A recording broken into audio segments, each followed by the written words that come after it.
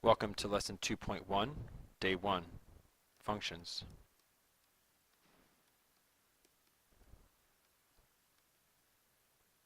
Okay, let's get some vocabulary out of the way here. We've got our first word, relation. A relation is just simply a correspondence between two sets. So a correspondence between two sets. A second word is a function. And a function is a relation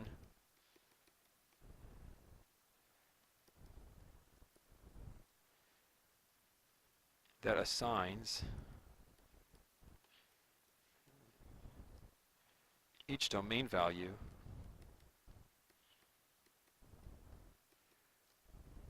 to no more than one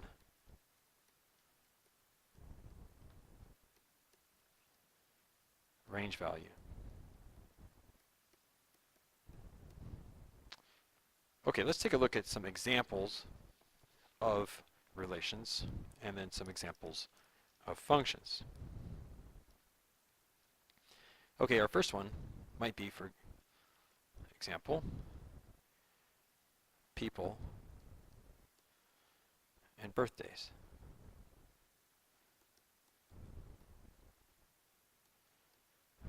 Okay, so let's go ahead and do a quick example of this.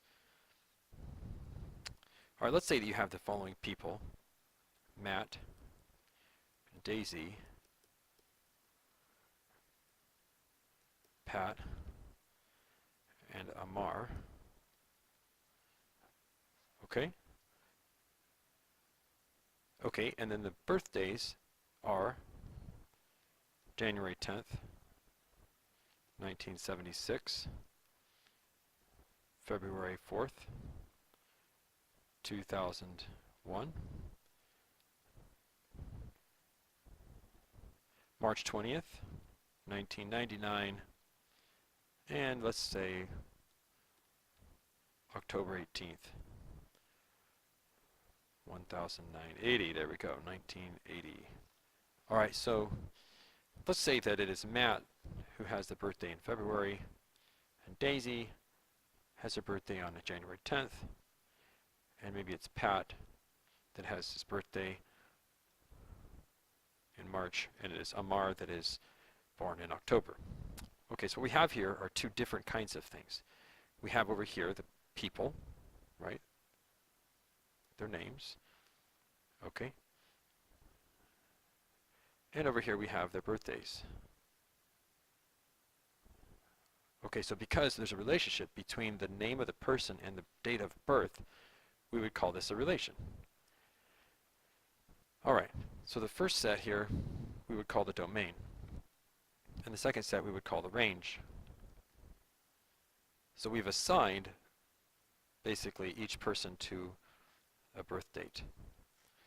Okay, so this would be an example of a relation. All right, so the question would be, is it a function? Is this a function? Okay, so here's how you can answer that question. Basically, if one person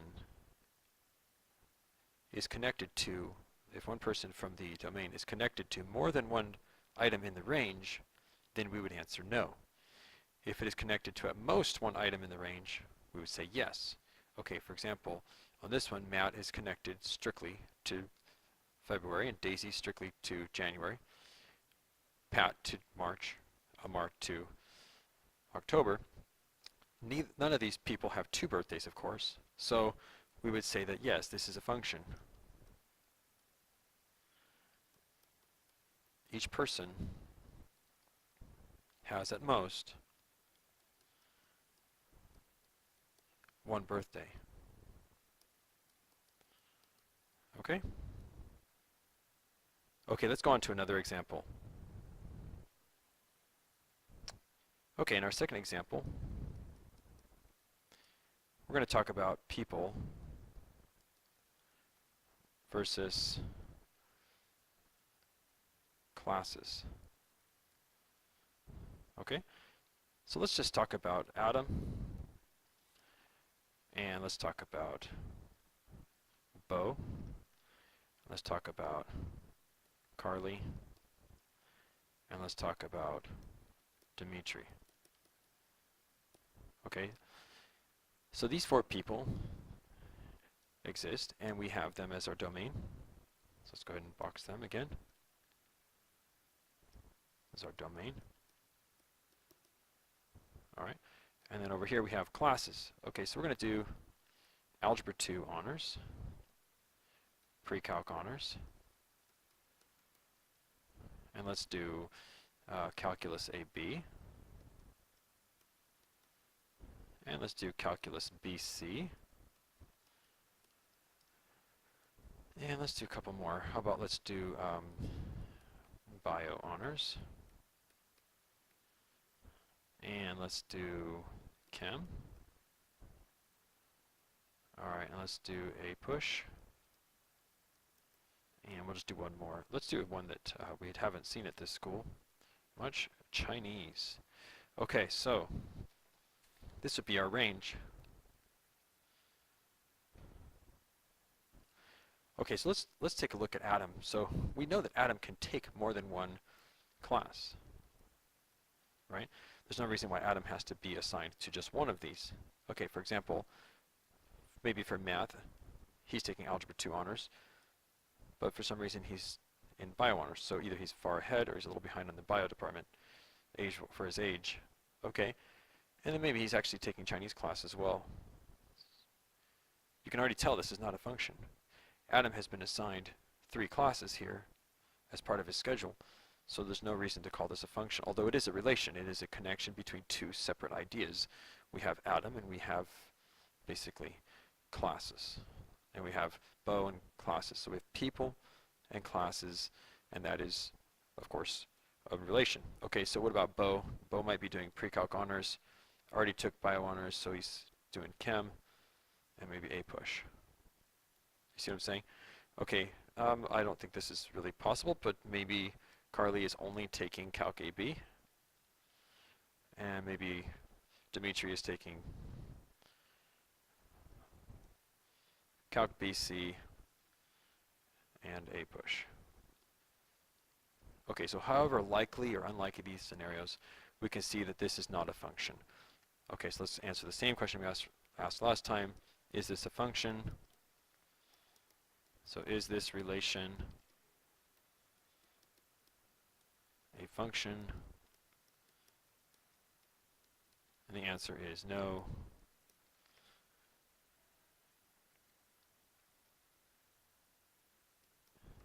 Each element in the domain is not assigned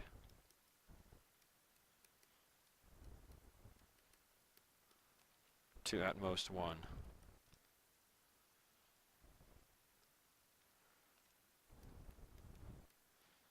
element in the range.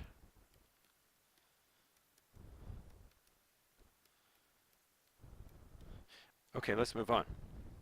So we want to talk about basically numerical type functions, right?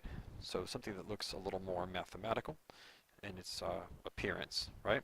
Okay, so let's take another example. In this case, we're given the following. 2, 3, 3, 4, 4, 6, and 5, 9. Okay, so what we have here are a set of ordered pairs.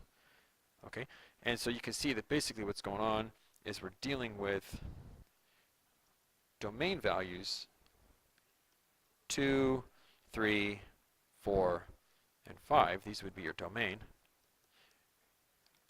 And the range values would be the 3, the 4, the 6, and the 9.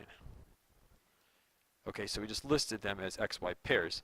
You can see that here in this context we would probably want to call these domain values X's and the range values Y's. Okay, and that often is the case. Okay, so is this a function? Well, remember the rule is simple. if the domain value yields more than one range value, then we would say no. Okay? So you can see that the 2 is assigned to a 3, right? 2 is assigned to the range value 3, but there is no other place where 2 is mentioned as a domain value. So 2 is only assigned to 3. There is no other 2's in the domain, see? So the easiest way to really recognize whether this is a function or not is to look at the x's and to see if they repeat. Because if they repeat, then we know that there's something going on here. This is not really a function, it is just a relation. For example, look at this next part. So let's go ahead and answer this one here. This relation is a function.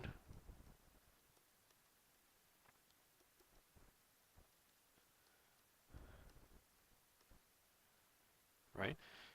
Let's go on to part B. Here's another example similar. 3, 4, 4, 5, 4, 7, and 5, 2. All right, so notice that your domain value, 3, 4, 4, 5, do not appear to all be unique. So we have a pair of 4's here, see? So in our domain, we have 4 repeated. Okay, so now when we write the domain, we wouldn't necessarily rewrite it twice, but we could say that 4 yields both 5 and 7. 4 yields a 5 and a 7. So it does not have one range output. Okay, so here are your outputs, 5 and 7. All right, so this one would be a no. This relation is not a function.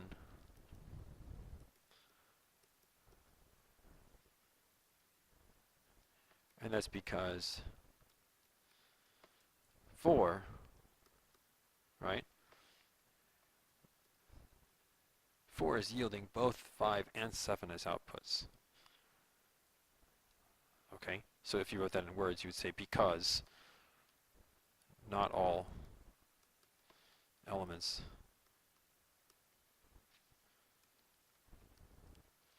in the domain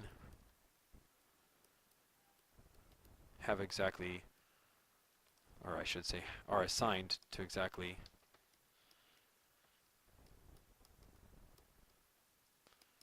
or let's just put no more than one element in the range.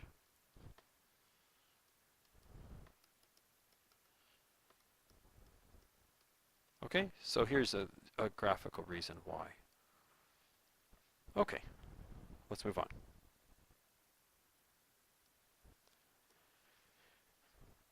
Okay, so what happens if we take our previous problems and we treat them more as a graphing situation? So let's talk about that.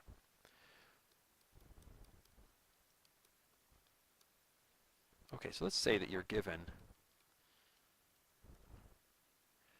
for part A, let's say our points are 2, 3, 3, 5, and 3, 6. Okay, so we can already tell this is definitely not a function because the 3 shows up twice there. See that? But what does that mean graphically if you were to plot? All right, so let's take a look. Okay, so if you were to plot these points, this is what you'd be dealing with. When you plot 2, 3, you'd have a point right there, right? When you plot 3, 5, you'd have a point right there. And when you plot 3, 6, looks like I kind of ran out of room here. It's okay. Maybe I can just change this up real quick. Let's take off the 6. I don't have to have it to be a 6 to prove my point here, so let's just make it 3, 1.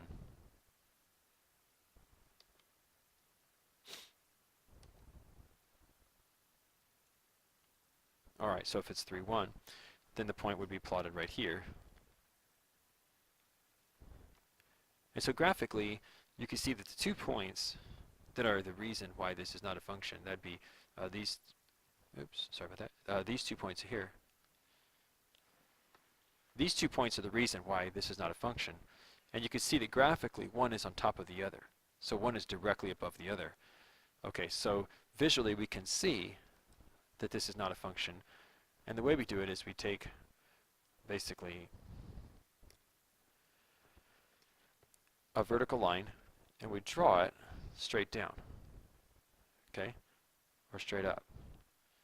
You'll notice that in the second line that I drew, that vertical line contacted our function, our relation, more than once. See where it hit twice, once here and once here. Okay, so this is the reason why it's not a function, is because it doesn't pass this test. And you probably remember what this test is called. This is called the vertical line test. Okay, so let's write that down. The vertical line test.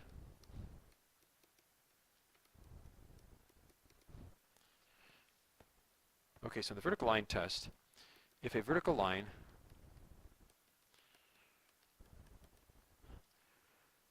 intersects the graph of a relation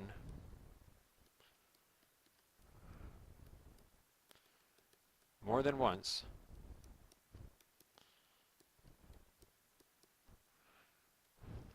okay, then what is true? How would you finish the sentence? Then the relation is not a function. So this gives us a very quick way to determine if a graph is a function or not. Okay, we could just do one more example of that real quick.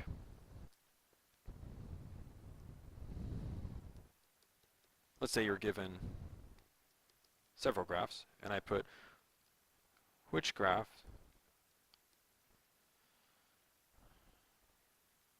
or graphs shown below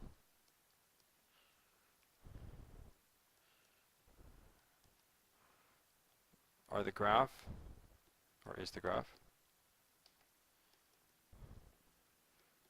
of a function. Alright, so here are some examples. First one might be this. The second one, maybe this. Maybe you've seen a graph like that before. How about this one?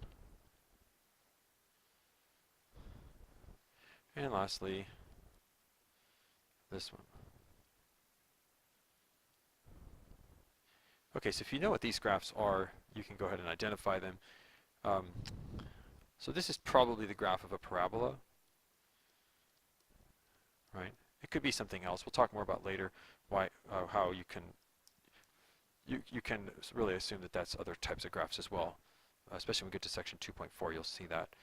Okay, this is what we probably would assume to be a sinusoid. A sinusoid. A sinusoid is like sine or cosine graph. Most likely a sine graph. Okay, and then this one, you probably remember this from algebra 2. Maybe an ellipse, right? Or hyperbola.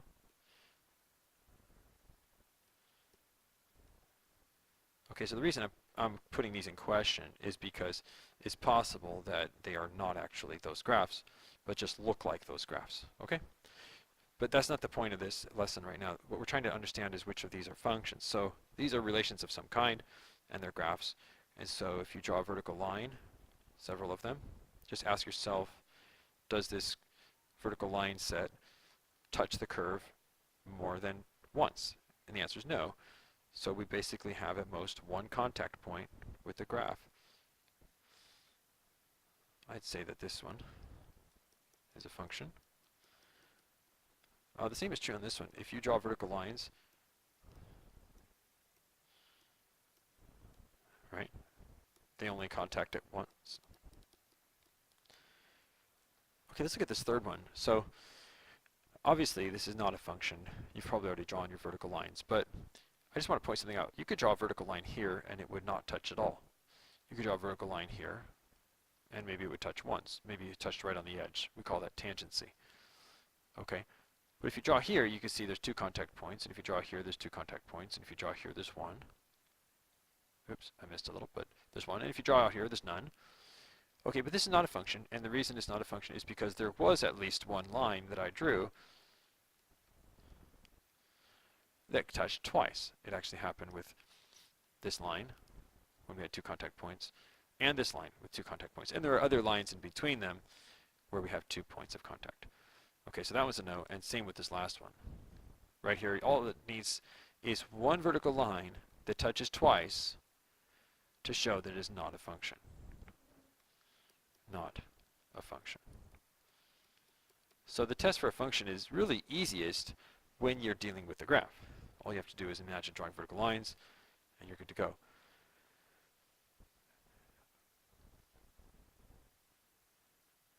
Okay, the third possibility is that you're given basically an equation, which you're then asked, is it a function or not? So it'd be really nice if we could see the graph of such an equation, because then we would know for sure if it passes the vertical line test, or at least it'd be easier to tell. So let's go on to another example. Okay, so in this next example, we're given the question, is y equals 3x plus 1 when x is between 1 and 7 a function?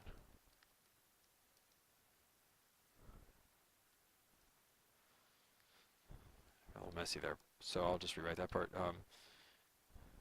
Is y equals 3x plus 1 when x is between 1 and 7 a function? So it's a yes or no question, but we should be able to justify our answer if we decide it's yes or no. Okay, so you probably recognize this from pre-algebra, algebra, geometry, algebra 2. It's just really the equation of a straight line. Okay, so let's go ahead and draw this.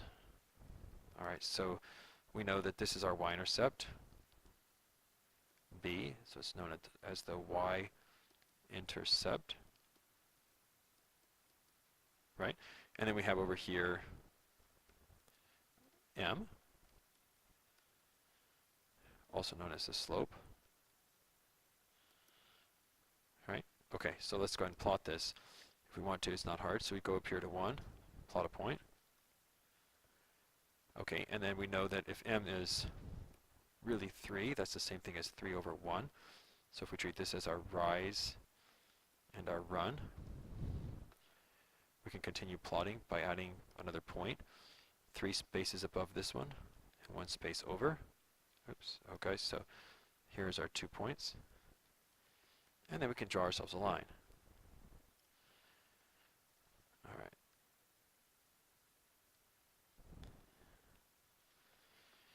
Okay, should have arrowheads on both ends of that. All right, so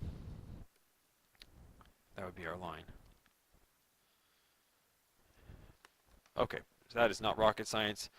That's just plotting a line in the y equals mx plus b form. And then when we draw our vertical lines, we could see that the vertical lines I'm drawing never contact the graph more than once, so we could say yes, it's a function. All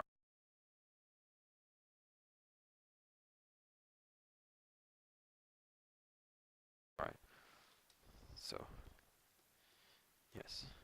Okay, now I have a question. So, let's say that you drew this graph, you drew the vertical lines, and you made the conclusion that it is a function. Can you trust the graph? Okay, so this is kind of an important question. In geometry, you were taught do not trust a diagram, especially if it says, you know, figure not drawn to scale. Maybe you've seen that on the SAT or something. So how much can you trust your diagram? Well, there's another way to know for sure that this is a function, okay? And that is just thinking through it analytically. So here's another reason why it's a function. Y equals 3x plus 1 means you will obtain an output when you put in an input, right? If you put in a number, you'll be multiplying it by 3 and then adding 1. For example, if you let x be a -1 and you plug that in, you're going to get 3 times -1 plus 1, which is simply -2. Now, how many answers did you just get? Only one. -2 is the only output you could possibly get by plugging in -1. The same is true for any real number. If you plug in that real number into 3x plus 1, you're going to get exactly one output. Exactly one output.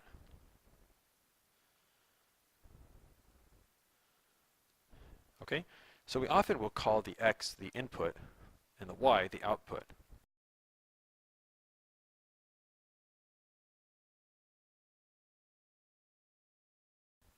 Okay,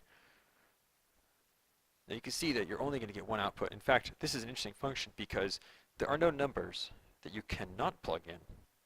You can plug in any number you want, and you'll always get exactly one output. Interesting. There are some problems where there are numbers you're not even allowed to plug in. Let's go ahead and look at some more interesting examples. Okay, so here's another one.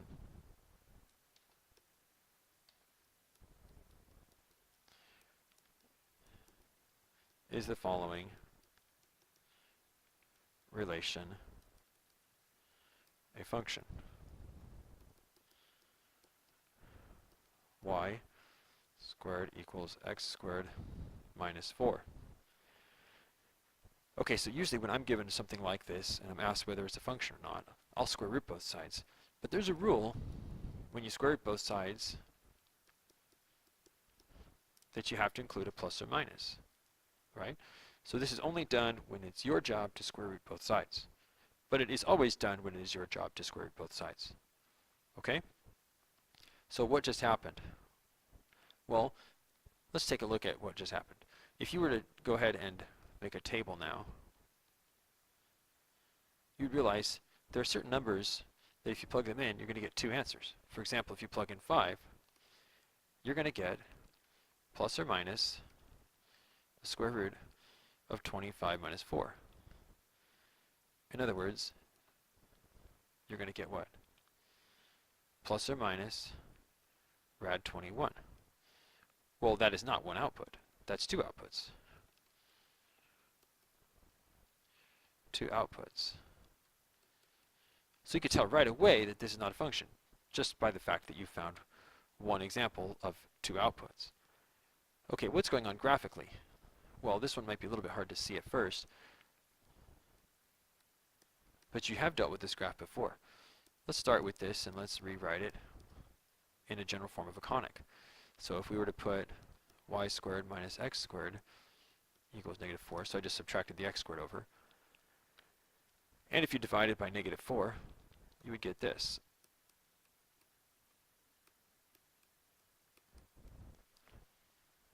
Notice that I put the x's first because I was dividing by negative 4. You should convince yourself that I did that correctly. Okay, so what is this thing? Well, this is a hyperbola. It opens to the sides. Okay, it opens to the sides. And both A and B are 2. Okay? And since it's opening to the sides, the asymptotes are basically y equals plus or minus b over a x, which in this case is plus or minus 2 over 2x. Okay, so the asymptotes are y equals plus or minus x. Okay, so let's look at that graph real quick. So you did a lot of this in Algebra 2, and we'll review it again this year too. But I'm just assuming that you have some background in this. All right, so what you do is you start at the origin.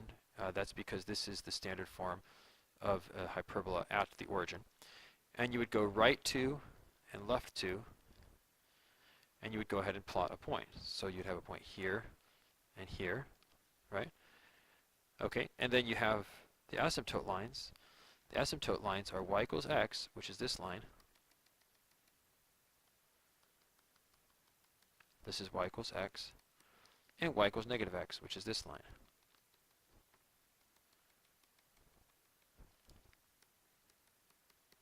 Okay? And then you could draw your branches for the hyperbola. Okay, so you could tell graphically, too, that this is not a function. All it takes is one vertical line to show that. Right here, let's say, you have 2 contact points. So you can start with an equation, figure out what the graph looks like, and you can see whether or not it's a function. Or you can go back and see how we did the table there. Remember how we did the table? We made a table, and we ended up with a plus minus sign, which is an indication that you have two answers, positive root 21, negative root 21. Okay, now let's talk about function notation. Okay, so what is function notation? Function notation just means the way we write our functions. Okay, so it is possible to write an equation of a graph like this, but you've probably seen this before. Sometimes we use f of x here. So why do we sometimes use y and sometimes use f of x? Well, the reason for this is because y is just, y means the y-axis, you know. So graphing wise, we usually go with y equals. But when we're dealing with functions, we don't always graph them, right? Sometimes we just plug numbers into them. For example, we saw a couple moments ago how we were plugging in, you know, negative numbers and 0 into this and so forth. And we're plugging them in where the x goes. So this notation has an advantage, f of x equals 3x plus 1. And the advantage is it shows us a couple things. Okay, first of all, it shows us the name of the function. The name of the function. Now in some problems, we might have 2 or 3 functions going on at the same time. So this way we have a way to distinguish between one y and another y. So we could have f of x, g of x, h of x, m of x, etc. So that's our first advantage. We get the name. Okay? The second advantage is it shows us, without looking at the right side, what variables might appear on the right side. So this is the name of the variable we input. Now if you look over on the right side, you'll see that x really is there. Now sometimes you'll find x there and sometimes you won't find x there, but the point is, if there's a variable on the right side, it would have been foretold on the left side. See? So just by looking at the right side alone, if there were no, or the left side alone, if there were no right side, you would know, okay, look, this is some function, its name is f, and it is dependent on what x is. Okay, so for that reason, because it is dependent on what x is, we usually call the first name, f, the dependent variable. The dependent variable is y, or f, and then we have the independent variable, and that's your x, or your input. So just think input, independent. Input, independent. They both start with in. Okay, you can write a little note to yourself to remind yourself. Input is the independent variable. Okay, so sometimes people get those mixed up. What number are you plugging in? Is it x or y? You're plugging in x's. Okay, well then x is the independent variable. Okay, so this function notation allows us to have functions with more than one variable. For example, like this one. So others, you might have f of x and y. So that might be x squared minus y squared plus 2, for example. So the name of the function is f, and on the right side, sure enough, we see variables x and y just as they were foretold in the parentheses here. Okay, so what you don't want to think of this as is f times x or f times y, that sort of thing. It means f of x. So it's just a foreshadowing of what's going to be possibly showing up on the right side. Okay, another function might actually have a different name, so it doesn't have to be called f. Maybe it's the height of a ball. And maybe the height of the ball is dependent on what time it is. Okay, so maybe you have something like this, 100t minus 4.9t squared. For example, if a ball were thrown upward. So what we're saying here is we don't always have to use y and x, and we certainly don't have to always use f or n x. We can actually be more flexible with this notation.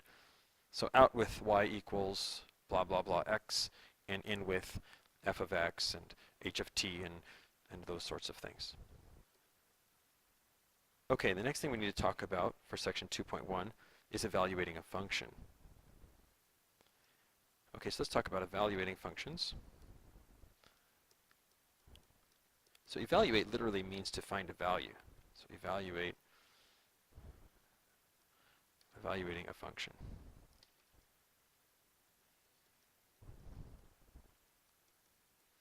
Okay, so what does it mean to evaluate a function? Let's let f of x equal 2 times the square root of, and then let's do x minus 4. Okay? I'm just teaching by example here. This isn't difficult to understand. Let's say that for part A, they ask you to find f of 3. Okay, so what would you do? You would simply plug in 3 as your input. Okay, so what happens on this problem is you end up with this 2 times the square root of negative 1. Okay, now just so you know, we're not doing a lot of complex numbers here in this class right away. So we're talking about functions that we can graph on a traditional xy plane. Well, this just gave us an imaginary value, in other words 2i, if you remember from algebra 2. So we can't accept that right now. We're just going to put undefined. Okay, undefined. All right, let's go on to part B. Let's say you ask to find f of 5. Well, you'd plug in 5. So this would give you 2 times the square root of 1, in other words 2. Okay, so we did get an output that time. Let's go on and let's find f of a plus f of 5.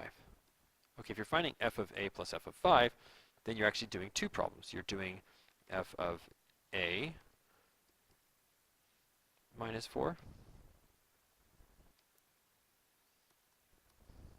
So that's supposed to be an a there. And then plus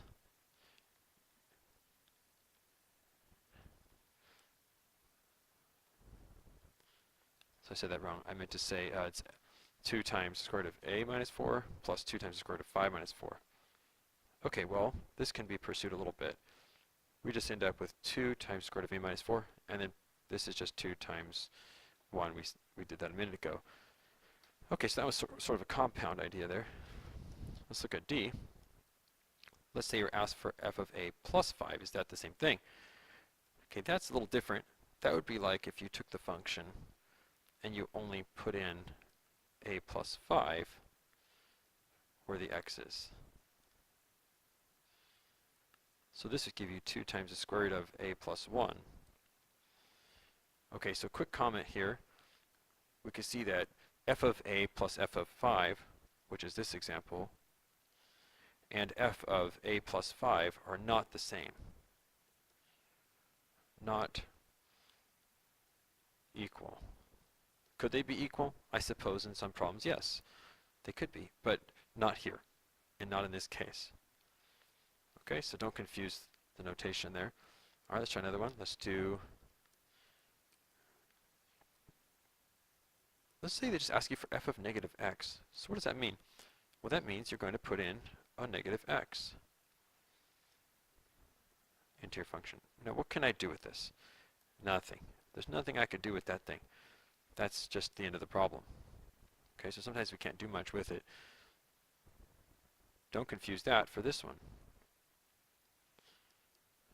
This one is just simply to be read as negative 1 times f of x is kind of the way it's supposed to look. So what would that look like? Well, that would be negative 1 times, and then our function. So negative 1 times, and then 2 times the square root of x minus 4. So what happens here? Well, the negative 1 multiplies with the 2, right? So this is now negative 2. But notice nothing happens on the inside at all. Nothing happens on the inside. Okay? Let's do one more here. Let's do a complicated one.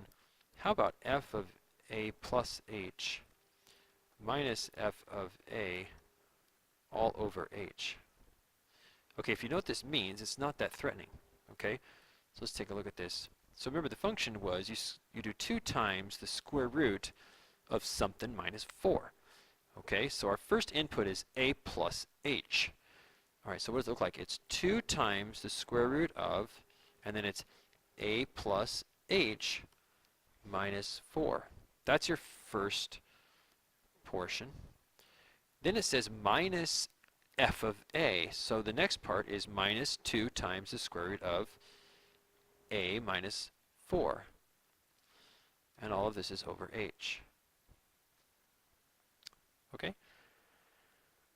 Alright, so this just gives us 2 times the square root of, now I don't know what I can do with this first radicand. Nothing I can really do with that. And then this one, same thing, I can't really do much with this. This would sort of be the end of the problem. At this level, we wouldn't really do anything with this. We're going to talk about later in the chapter basically how you can actually get rid of that h on the bottom. Okay, but it's not our focus right now. I'm just trying to show you that this problem is basically plugging in two things and then it's all over h. So we plugged in the a plus h and we plugged in the a. So I color coded it there so you can see it a little bit better. Okay, this particular one has a name. Okay, this one here is called the difference quotient.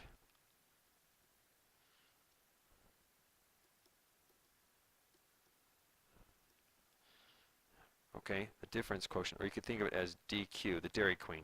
Okay, DQ. Normally we would use x and not a, but if a were a particular number, we would then use a to represent that. Okay, so let's just talk about a real quick. If you see an a, it generally just means any number in the domain.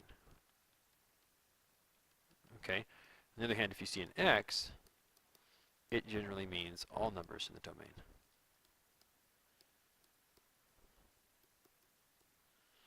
So I'll let you think about maybe what that means, and we'll run into it all year long. X is representative of all numbers. A is just any particular number, so it's a little more specific.